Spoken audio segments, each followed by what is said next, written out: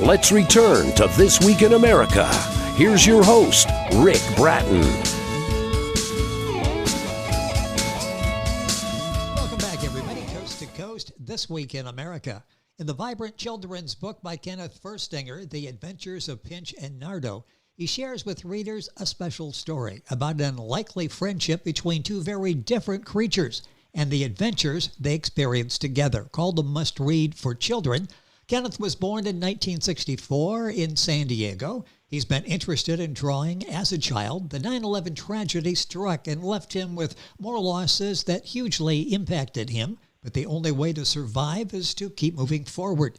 The Adventures of Pinch and Nardo is a fruit of his love for drawing and telling stories. With us on the program, Kenneth Fuerstinger, author of The Adventures of Pinch and Nardo.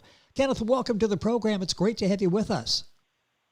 Oh, thank you very much. Thanks for having me. It is our pleasure. What a delightful book that you put together here, this great story between Pinch and Nardo. Let's talk about the inspiration. Where did this idea come from? Well, the idea, it's been in my brain for a while, but I was just thinking about all the negative stuff that's happening in the world, and I wanted to write a book with some positives. Just to get away from these negatives that everybody's, experiencing, especially now. Well, and it is nice to be able to escape that and go to a world that we all would like to live in, that you've created for us. The book is The Adventures of Pinch and Nardo. The website that Kenneth had is theadventuresofpinchandnardo.com. You'll find it the usual places, writersrepublic.com and the bookshop, a book available there. And you go to our website, you'll be able to track it down as well. Let's talk about other books that you've written. Talk about those. How many books have you written over this writing career of yours? Well, this is the first actual book that I've had published. I do have a part 2 to the book that's going to be published here in the next couple of months. So it's kind of a continuation. I've been working on that. I've been working on the drawings and everything. And that should be available in the next couple of months. Well, that's another part of this. Besides the story that we're going to talk about the illustrations, because sometimes people hire illustrators and they're not quite on the same page. You're the illustrator. You know exactly what points, what emphasis you're trying to get across. What's that like, being able to illustrate as well? That's a multi-talented, being able to write and to illustrate. Well, I've always had fun drawing, growing up. But my problem was I needed something to copy, like Mickey Mouse or Donald Duck or something like that. I could copy them almost to the T, but I never had my own characters. And so that's what's different about the drawings now that I do. It's all out of my head. They're all brand new. It's all original. And that's what makes this book so special, The Adventures of Pinch and Nardo, the book website, theadventuresofpinchandnardo.com. Find the book at the usual places. I mentioned this unlikely friendship between these two very different characters. Give us, without giving a whole lot away, give a little bit about what the book is about, and maybe some of the themes that people, the young people and their parents it'll be a conversation starter for them. Okay, well, the book basically starts with Pinch the inchworm. He's traveling. He set out because his parents passed away, and they told him right before they passed away. They said, "Look, son, you need to go out in the never-ending forest and find your special purpose in life." And he was a little bit confused at first, but then he said, "Okay." Then after his parents passed, he decided to go out and look for a special purpose, and that's when he bumped into Nardo, the bullfrog. And not with giving away too much of the book, they kind of got together then and were helping each other out, right off the bat with a couple of little snags that they each had. How did you come up with an inchworm and a bullfrog? Interesting combination. Well, I wanted to find a couple of characters that you wouldn't really expect to see anywhere else. Yes. And I wanted them to be different in every way. So that's what one of the special meanings is. How you can be different. It doesn't matter. You can still be friends. You don't have to, shy away from somebody who's different just because maybe they wear glasses or or wear their hair different or something. And then those two creatures are completely different, but they end up being best friends. So, and they're going through the adventures in the book. The Adventures of Pinch and Nardo. Pinch is Pinch, Nardo, Nardo. And the writer is Kenneth Fuerstinger. That's Fuerstinger. I'll spell that again if you're going to Google. The book's available at the usual places. His website, The Adventures of Pinch and Nardo.com, WritersRepublic.com, and the bookshop. And we'll have it on a website so you can go in and directly link on to get information on Kenneth's book and where you can go about buying the book, getting information on it. Once you come up with the story idea, talk about the process, the thinking that went into actually writing the book and then publishing it. What was that like for you? Oh, it was very difficult at first. This book's been in the works for about 3 years now, and I never really thought I would be able to get it published because it's so expensive. But I was lucky to find, Writers Republic, because they would take payments, and that way I said, well, you know what, maybe I got a chance to get this thing published. And so originally I didn't think I would be able to get it published, but going through the process with Writers Republic, they've been really great. I was able to get it published, so I was really happy about that. So this really has been a labor of love for you, hasn't it? This dream that you had writing it, you're thinking this may never come to fruition. And it is. You've got a copy of the book. A lot of people have copies of the book. It has to be an exciting time that finally this book is out there and touching lives. Yes, I'm super glad about that because, there's absolutely nothing negative in the book. It's all about positive. It's all about everybody has a special meaning in life. We just need to go out there and search for it. And anybody can be friends with anyone if you just give them a chance. Yeah, talk about that special message. If parents are listening to this and thinking, I'd love to add this book to the library for the child to read it to me, I can read it to them depending on the age. Give me some background of the special meaning, the different themes that you bring about in this book, because you touch on several. Yeah, I think the main special meaning is it's all about friendship. And, and like I said before, you can be friends with anyone if you just give them a chance. I mean, sure, maybe they're not going to be your friend, but you'll never know unless you actually do it, actually, break that voice barrier. Yes. And actually talk to people and, and just be yourself. And that's basically what the book's about, except going beyond that, they're trying to find Pinch is going out trying to find his special meaning in life, and he bumps into Nardo, and they become friends. And so Nardo asks, well, do I have a special meaning? And Pinch says, well, I think we all do. And so they get together, and they go through these adventures looking for their special meaning. And I think we as people should do the same thing, because everybody, I believe, has a special meaning. How long did it take for you to actually write the book? We talked about the process of, trying to get it published and trying to figure out if you could pull that off. But the actual writing of the book, where you took the story, developed it, illustrated it, and got the writing down where, okay, I'm getting the point across where a young audience can understand this. How long was that process? Well, on and off, it's taken me about 3 years to actually come up with a story, and then I didn't know how to actually put the story together with the illustrations, and that's where Writers Republic came in and said that they could do that. And I put everything out.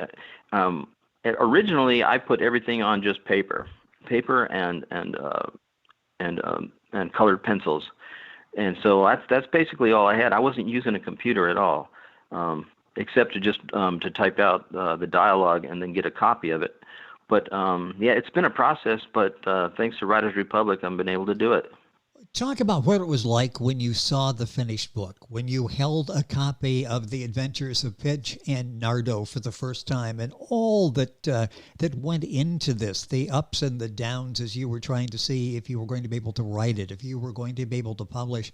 What was that like when you finally held a copy? It was great. When I got the copy in the mail for the first time, and I had some friends over, and they all gave me a round of applause, and it just really felt really good.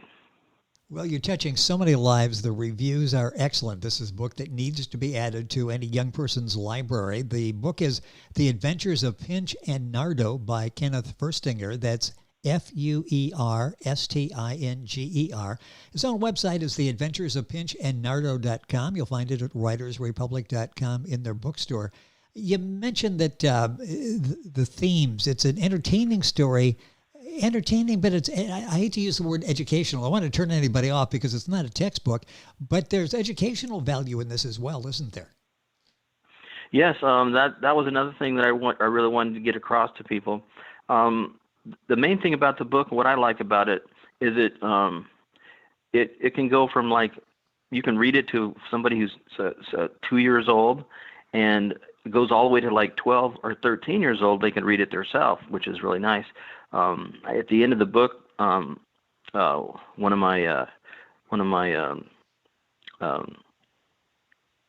can't remember what I'm trying to say here, but anyway, a person that was 12 years old read the book. She loved it, and she loved it so much she wanted to put her own information. So the last 2 pages of the book is all based on this 12-year-old girl. So the thing is, the book will affect anyone from like 2 to 12, I think.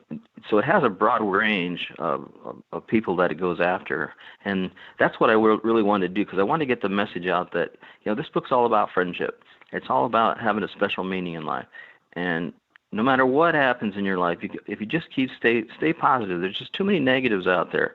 You just try to stay positive and go forward, just little steps. You don't have to do everything at one time. But it just kind of gives an overview of a positive world. Yes. That unfortunately, we don't live in that super positive world, but I'm trying to change it in any way I can just through the book. You'll touch adults in doing that, because the children will be reading, asking questions. The adult will be reading to the child, and they'll have a discussion going. So this is going to reach more than just children. A very simple message, a very basic message, a very fundamental message that comes across in The Adventures of Pinch and Nardo. You'll love the main character. It's got a great story, great messages, as we've talked about. Not going to say a whole lot about the ending, but a great ending as well. I talk about putting that together so you keep this element of surprise throughout the book. Don't give it away, but took a little writing talent to be able to wrap the book up like you did. Well, originally I wanted it to be a part 3 series, but I didn't want it to be too boring with too many adventures going on. So it's just like, but I left kind of a cliffhanger in the first book. Pinch is starting to find his special purpose. Nardo is starting to find his special purpose, but they still have work to be done, and so they still are going out on their adventures in the never-ending forest, looking for that special meaning. Well, it's a great combination, Pinch and Nardo, and the adventures could be limitless. The book is by Kenneth Fuerstinger. The book available at his website, theadventuresofpinchandnardo.com, writersrepublic.com, and the bookshop as well.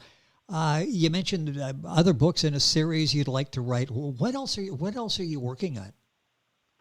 Well, I'm working on a book completely different from this one. This one is all about bullying, and I know that in a lot of the schools we have a major issue with bullying, and I wanted to write a story about a couple of kids that were different color, and they were thrown into an all-white school, and all the trials and tribulations that they had to go through just being bullied just because they were different.